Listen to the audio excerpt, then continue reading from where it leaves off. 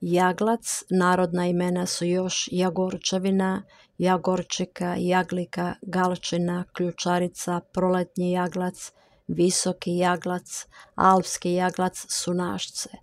Zlatno-žuti cvetovi ove vrste jaglaca mirišu ugodno poput meda, tvore štitast cvat koji se nalazi na 10 do 20 cm visokoj stabljici koji se diže iz sredine rozete listova. Nalazimo ga na brdskim livadama, planinskim i pretplaninskim predjelima. Jako rasprostranjeni visoki jaglac koji raste skoro na svim livadama, rubovima šuma i ispod grmlja nosi na svojoj visokoj stabljici svetlo-žuti štitasti cvat slaba mirisa.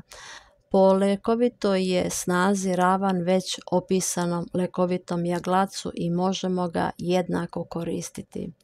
Treća vrsta, alpski jaglac. Alpska je biljka strogo zaštićena i ne smijemo je brati. U jednom mi je društvu moj susjed za stolom pričao da se na liječenju. To je bila njegova posljednja nada. Kako se približavao kraj terapije, čini se bez uspjeha, nije znao kuda, nikamo. I pored jakih sredstava za spavanje nije mogao zaspati. Neurolozi u Lincu i Beču nisu ga mogli osloboditi te nevolje. Kada bi uveče mrtav umoran legao u postelju, obuzeo bi ga jak bol, kao da mu neko upaljenu cigaretu gasi na tabanu. Zbog toga je bio telesno i duševno iscrpljen i na rubu očaja.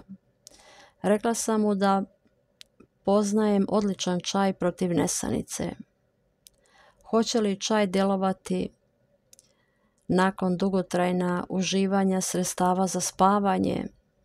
Pitao je. Upoznali smo se 7. decembra 1976.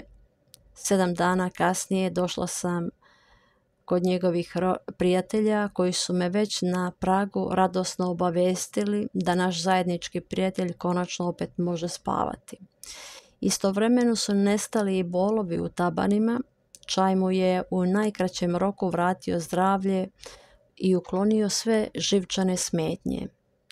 Njegov ga je lekar molio za recept za taj posebni čaj protiv nesanice. 50 grama jaglaca, 25 grama cvetova lavande, 10 grama gospine trave, to jest kantariona, 15 grama plodova hmelja i 5 grama odoljenova korena. Vrhom punu čajnu kašičicu mešavine oparimo sa 1/4 litre vode i ostavimo da stoji 3 minuta. Čaj pijemo jako vruć u gutljajima neposredno prije spavanja. Po želji možemo zasladiti sa malo meda. Čaj je bolji od svih hemijskih sredstava za spavanje. Ona razaraju živčani sistem dok čaj otklanja sva oštećenja živaca.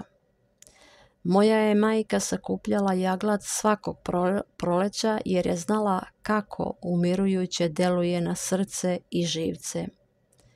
Beremo cijeli gornji štitasti cvat.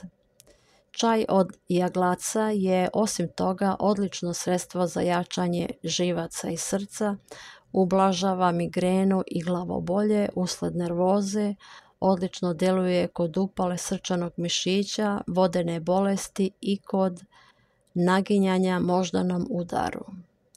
Uvarak korenja pomešan medom odličan je čaj za bubrege koji pomaže u odstranjivanju kamenaca u mehuru. Za čišćenje krvi preporučujem sljedeći proletnji čaj. 50 grama jaglaca, 50 grama mladica bazge, 15 grama koprivinih listova, 15 grama maslačkova korena. Vrhom punu čajnu kašičicu ove mešavine oparimo sa 1/4 litre vode i ostavimo da odstoji 3 minute. Pijemo tokom dana u gutljajima 2 šoljice čaja eventualno zaslađeno sa nešto meda. Pod mladicama bazge podrazumijevamo mlade, upravo propupale proletnje pupoljke. Odlično sredstvo protiv srčanih tegoba je jagorčevino vino koje u proleće možemo sami napraviti.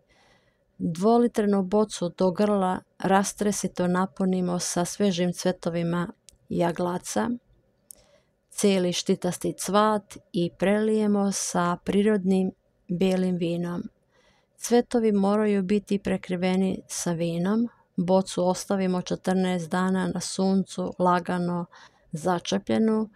Kod srčanih tegoba popijemo gutljaj tog vina. Srčani bolesnici mogu na dan uzeti do 3 pune velike kašike.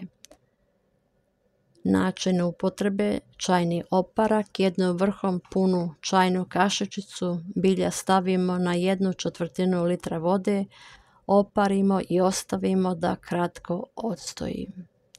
Ovo je recept Marije Treben. Želim vam svima dobro zdravlje, veliki pozdrav!